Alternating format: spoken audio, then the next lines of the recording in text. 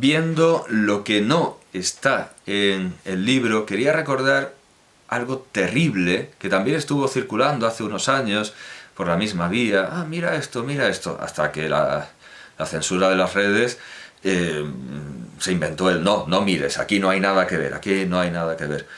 Bueno, esto lo vi cuando había más libertad de circulación. Ahora no lo encuentro, pero lo recuerdo bien. Era la mariquita legionaria. No es ningún insulto homófobo contra ese mito, ese indudable mito homoerótico que son los legionarios, y así aparecen en Nazario asociados a las ladillas africanas, a unas terribles ladillas africanas. Bueno, no es ningún discurso homófobo. Inteligencia artificial, por favor, serénate. La mariquita legionaria era la muñeca Mariquita Pérez, que era protagonista de unos juguetes recortables de la editorial Hernando en los años 20. He visto fechas para este recortable, que no la tiene. He visto fechas entre 1922 y 1922, pero bueno, es supuesto, no he visto la fecha. Lo he visto identificado así, pero no lo he visto. Naturalmente, como circula por las redes sociales, hay quien la presenta como un invento de propaganda franquista, y dicen muy serenos y muy tranquilos: después de dar caza al rojo, tocaba dar caza al moro o al negro, porque lo que se ve ahí son negros. Claro, esto es un sinsentido, es muy anterior, y no tiene sentido que el franquismo haga estas cosas, porque los moros son aliados del franquismo, y luego los países árabes. Entonces, yendo a lo factual, a lo real, a lo que tenemos, es un recortable en el que se ve a la muñeca Mariquita Pérez. He dicho que es de la editorial Hernando. La muñeca Mariquita Pérez, a la que se le puede recortar y sobreponer, se puede recortar un uniforme y se puede sobreponer un uniforme de legionaria, lo cual, por un lado, pues parece muy bien, ¿no? Es un gesto, es un paso hacia la integración de las mujeres.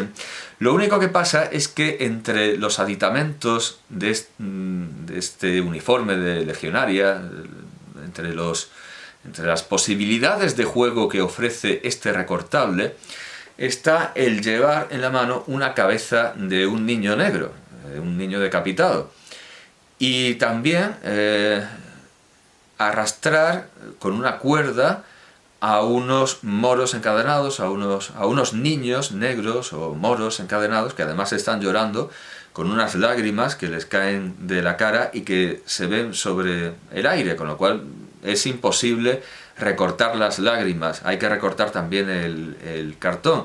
Eso no es práctico, pero el sentido de humillación y de mostrar la tortura de estos niños como algo que honra a la patria española ha podido al autor del recortable, y no ha caído en que las lágrimas no se pueden recortar, y aún así ha querido mostrar las lágrimas de estos prisioneros. Como dice Peter Weiss en Marat Sade, en la persecución y muerte de Marat. Claro, Marat Sade es la versión de Peter Brook, la versión cinematográfica y teatral. Como dice Peter Weiss en la persecución y muerte de Marat, que aquí fue traducida por Alfonso Sastre, ¿qué clase de niños son los que juegan a estos juegos? Él se refería, Peter Weiss, a ¿qué niños son esos que juegan a esos juegos? Peter Weiss se refiere a unos muñecos llenos de un fluido rojo, directamente llenos de sangre, ¿verdad?, de una carnicería, que eran puestos en una guillotina de juguete. ¿Qué niños son esos que juegan con esos juegos? ¿Qué niños son esos que juegan con la mariquita vestida de legionaria que lleva una cabeza de un niño negro, una cabeza decapitada? Es realmente atroz. En relación con eso también hay unas imágenes de unos españoles con cabezas de moros que en la guerra civil se usaron como propaganda contra el bando fascista, haciendo creer, son anteriores naturalmente, haciendo creer que esas cabezas de moro eran de republicanos, eran cabezas de republicanos. Y por más que me he esforzado, nunca he encontrado el origen de esas fotografías, ni he sabido si son manipuladas, porque en aquel tiempo se podía manipular perfectamente una fotografía, si sostenían otra cosa y les han puesto ahí una cabeza. No lo sé, no sé mucho de esas, no sé nada de esas imágenes, más allá de que existen. Y antes de entrar en la presentación del libro de Eloy Martín Corrales, La imagen del magrebí en España, quería hacer el último cerco, el último asedio bibliográfico, y he buscado varias cosas que recordaba y casi todas me las recuerda un solo artículo. Bueno, aquí tampoco está todo porque hay un documental del que aquí no se habla, que es posterior, que es Ben Mitzian, el general Moro, que se encuentra, creo yo, en RTV, o al menos se emitió por televisión española. Ben Mitzian, el general Moro, hablando de una figura destacable y señera de esa colaboración maurofascista. Pero en general casi todo lo que atañe a este tema en concreto del fascismo moro, del maurofascismo y de la maurofobia republicana está en un artículo de Babelia, que es el suplemento cultural de El País, de 16 de mayo de 2008, no, perdón, del 1 de marzo de 2008, escrito por Tomás Bárbulo. Es una recensión de varias obras que de algún modo complementan esta obra colosal que, sin embargo, para algunas cosas bibliográficas puede hallarse un tanto desactualizada porque es de 2002. Este libro es de 2002 y este artículo es de 2008 y hace referencia a bibliografía y filmografía entre ambos años. Así que como complemento y como introducción al estudio de Eloy Martín Corrales voy a comentar este artículo. Que sí, una película documental llega ahora a las pantallas para rescatar su peculiar cruzada, la de estos moros. Los Perdedores. El documental se llama Los Perdedores, dirigida por el melillense Dries Duyback. Los Perdedores, dirigida por el melillense Dries Duyback, arranca de aquellos sucesos de los años 30 y a través del testimonio de los supervivientes y del análisis de especialistas como Juan Goytisolo, creo que merece poca presentación. Juan Goytisolo ha vivido mucho tiempo en Marruecos, sabe de lo que se habla perfectamente, conoce la plaza de Tetuán perfectamente, lo conoce todo, sabe de lo que habla, aunque no tuviera obras específicas sobre los moros de Franco, es un testimonio valiosísimo siempre. María Rosa de Madariaga. María Rosa de Madariaga es autora del libro Los moros que trajo Franco y que en buena medida sirven de apoyo documental al documental de Dries Duyback. O José María Ridao, que bueno, es un periodista, escritor, también se ha ocupado del tema. La película, dice, trata de vincularlos con el conflicto que enfrenta a la cultura musulmana con las civilizaciones de raíz cristiana.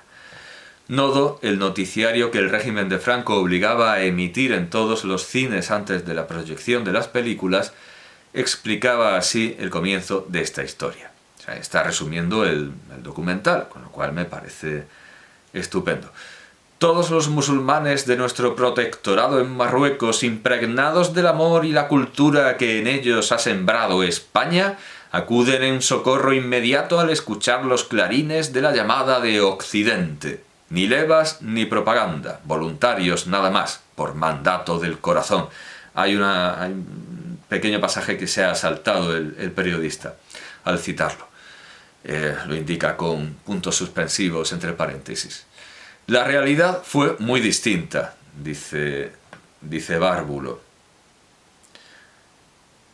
Los militares facciosos reclutaron a los marroquíes a través de la red de caídes amigos que el ejército de África había tejido durante los años anteriores. El reclamo era económico.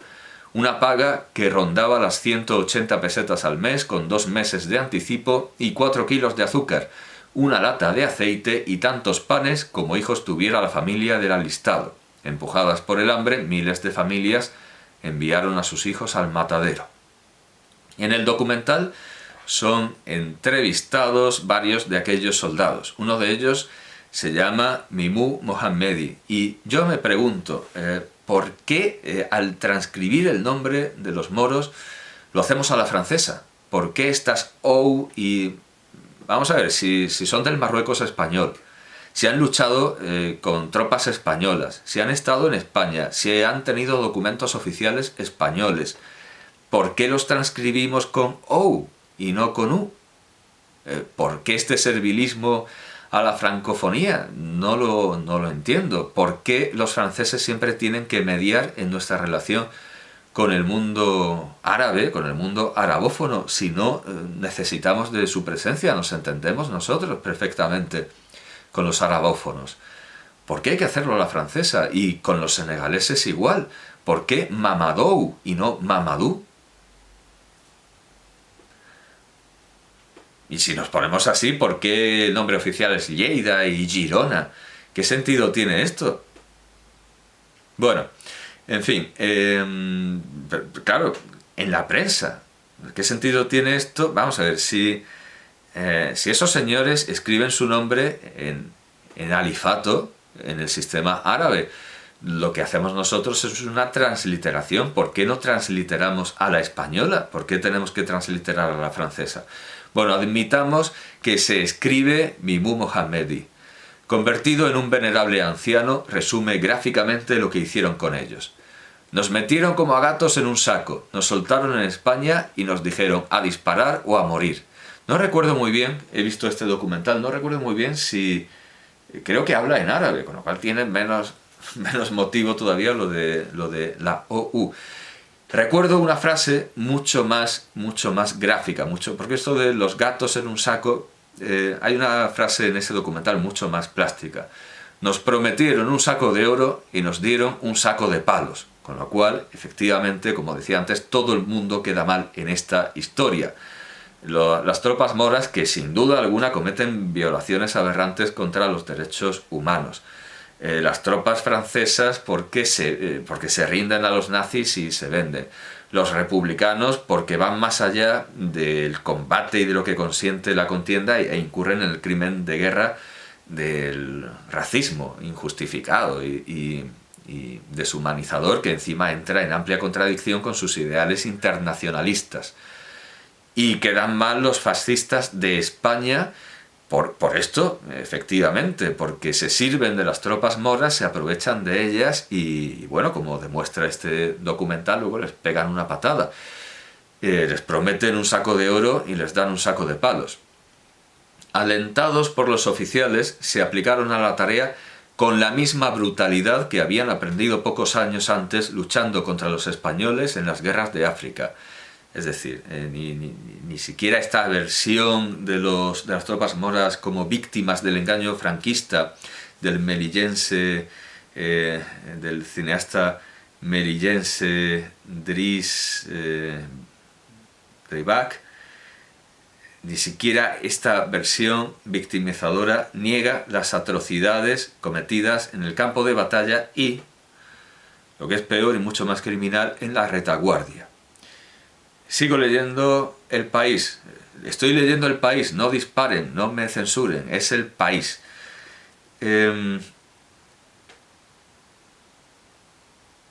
Destripamientos, decapitaciones y mutilaciones de orejas, narices y testículos.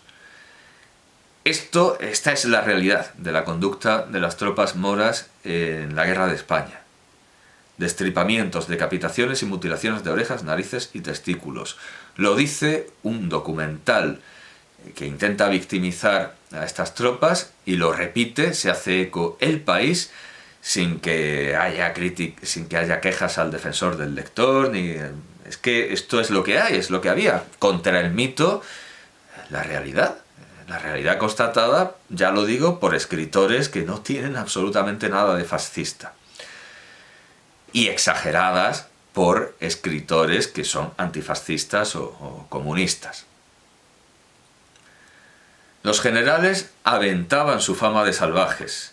Desde la radio de Sevilla, Queipo de Llano prometía a los milicianos castrados que sus mujeres pronto conocerían la virilidad a manos de aquellas tropas. Es decir, esto no es un exceso de la soldadesca, esto no es un exceso de la soldadesca ni algo propio, no, esto está alentado por aquellos adalides, capitanes de la civilización cristiana occidental. Queipo de Llano no es que no lo sepa y no es que condene este exceso de la vil soldadesca que siempre es como lo del forcejeo, cuando alguien le parte la cara a alguien, cuando alguien le pega 23 puñaladas, señor juez, hubo un forcejeo. Pues, aquí en la guerra se atribuye siempre a los excesos de la soldadesca. Nada de eso, nada de eso. Al general Queipo de Llano esto le divierte y lo alienta y encima hace bromas de mal gusto. Volveréis a vuestros pueblos con babuchas de oro, les había prometido Franco, sigo leyendo el artículo, pero cuando terminó la contienda los echó a patadas. Fueron licenciados y repatriados a la fuerza. Cierto que retuvo a unos pocos miles para luchar contra el maquis, pero también a ellos los despidió en los años 50. Una vez eliminada la amenaza guerrillera, solo conservó al puñado de integrantes de su Guardia Mora, que durante décadas actuaron como vistosa escolta ecuestre en torno al Rolls Royce, regalo de Hitler, en el que el dictador se desplazaba para los actos oficiales. Por cierto, no sé dónde he leído, dónde he escuchado que la Guardia Mora, esos privilegiados, indiscutiblemente privilegiados, frente a sus compañeros de nación y de armas, había leído que tenían hasta el privilegio de tener su plantación de cáñamo y no precisamente con fines textiles. Tenían todo tipo de privilegios, pero eran una asombrosa y pasmosa minoría. Las medallas, sigue El País, las medallas que el gobierno del caudillo lo pone en cursiva y con minúscula. En cursiva vale, pero con minúscula no, porque es un cognomen, es un cognomento. Las medallas que el gobierno del caudillo entregó a los soldados marroquíes se oxidaron pronto. Hamou el-Hussein, que es que está a la francesa, es que es un contrasentido, porque dice Hamou el-Houcine, o sea, Hamou el-Hussein, que ahora es ciudadano español. Pero vamos a ver, si es ciudadano español, ¿por qué los funcionarios transliteran del alifato, por qué los funcionarios transliteran del árabe a la francesa? ¿Desde cuándo el francés es la lengua oficial de España y la lengua oficial para las transliteraciones? Es como el cuento absurdo, es como la historia de que la reina Leticia se llama Leticia porque el funcionario era italiano. O sea, ¿qué sentido tiene esto? Hay que vigilar más el censo, los registros y a nuestros funcionarios que se ocupan de algo tan importante como el nombre de nuestros ciudadanos, como Hamou el-Hussein, que es ciudadano español, se acaba de referir a esto El País. Ahora es ciudadano español y vive en Melilla. Bueno, pues enumera sus 8 condecoraciones, entre las que figura la codiciada Laureada de San Fernando. Alguien dirá, bueno, pues no tendrá motivo de queja. Bueno, sí tiene motivo de queja, porque dice, no recibo por ellas ni un céntimo. Hombre, claro, la Laureada de San Fernando son honores, son honorificencias, ¿no? ¿Qué céntimo quiere? Eso no es una plantación de remolacha, son condecoraciones. Pero bueno, dice, no recibo por ellas ni un céntimo, asegura. Su compañero Amar Lazar muestra a la Cámara el último recibo que le ha remitido el Ministerio de Hacienda. Dice, me dicen que todas mis medallas caducaron. No sabía yo que las medallas pudieran caducar. De hecho, la Orden Imperial del Yugo y las Flechas, que antes era de las Flechas Rojas, no ha caducado, no ha habido disposición aboliéndola. Simplemente el que tenía que ser el gran maestre, que era Juan Carlos I, no convocó el capítulo y no se ha vuelto a conceder y ya está. Pero que caduque una medalla no me consta que eso sea posible, que una medalla caduque, aunque sea una medalla tan ligada al régimen como la Orden Imperial del Yugo y las Flechas. Me queda solo la de sufrimientos por la patria. Por ella me pagan 5,17 euros al mes. Claro, es que esa condecoración lleva una compensación económica, lleva una pensión que Franco explícitamente exigió que nunca cambiara. Es decir, que se mantuviera en las pesetas, en las pesetas que equivalen a estos 5,17 euros, que se mantuvieran siempre en esa misma cantidad y que no sufriera alteraciones. Que puede parecer una... En fin, ese blindaje puede parecer algo positivo, pero en realidad con la depreciación de la moneda, al final queda en casi un insulto, casi una broma, 5 euros al mes, que en el tiempo en el que fueron concedidas era algo, pero al exigir Franco, al blindar la cantidad exacta que se... Pero claro, uno dice, esto ya no es cosa de Franco. Es decir, Franco dice que son tantas pesetas, pero al hacer la conversión a euros ya no es cosa de Franco, ya no es cosa de Franco que se le paguen 5 euros, es cosa del gobierno democrático que ha hecho el cambio a euros, y lo ha hecho con el valor de las pesetas actuales y no con el valor de las pesetas en el tiempo de su concesión. Con lo cual aquí ya la culpa no solo es de Franco, los gobiernos democráticos también prefieren que la condecoración o que ese servicio a la patria, ese servicio a España, sea tan mal pagado. Entre otras cosas porque precisamente muchos gobiernos democráticos no consideran que lo que hicieron estas tropas fuera precisamente un servicio a la patria. Incluso podría considerarse constitutivo de delito. E incluso el pedir honores a cuenta de esto podría ser incluso, yo qué sé, discurso de odio, violación de la memoria histórica, no lo sé. En todo caso, eran incómodos para Franco y son incómodos para los gobiernos democráticos. Sigue diciendo el artículo, más dramática aún es la situación de las viudas y los huérfanos de quienes murieron en la contienda. Jamás han recibido pensión alguna y viven desde entonces en la miseria. El papel desempeñado por los soldados marroquíes en la guerra civil quedó grabado al rojo en el imaginario español, que es, ante todo, de lo que trata este libro, del imaginario, de la cultura, de la conciencia pública y artística, de la conciencia del pueblo reflejada en las obras de arte, más de arte que de literatura. Buen ejemplo, retratados como salvajes por los republicanos, que es lo que nos ha llevado aquí, esa maurofobia republicana. Retratados como salvajes por los republicanos y despreciados como moros amigos por los franquistas, una condescendencia muy correspondiente con lo que en los espectáculos de menestrales en los Estados Unidos había en torno a la figura del tío Tom, un viejo ridículo que no tiene nada que ver con la novela, naturalmente, un viejo ridículo que baila para divertir a sus amos blancos. Eso viene a ser un poco el moro amigo, el simpático Mohamed, etc. Por cierto, no sé yo si la Real Academia Española mantendrá y no habrá quitado, no porque sea racista, sino porque ya no se usa. Sí, ha quitado la palabra Mohamed. Durante un tiempo estuvo la palabra Mohamed, ahora la han quitado porque nadie la usa. Nadie la usa. Y me voy al nuevo tesoro de la lexicografía NTLLE. Tiene grabada una búsqueda. Bien. NTLLE, que es el nuevo tesoro lexicográfico de la lengua española. Si yo busco Mohamed... no. Nunca ha estado en la Real Academia Española. Sí ha estado en mi libro de texto. Yo sí he estudiado,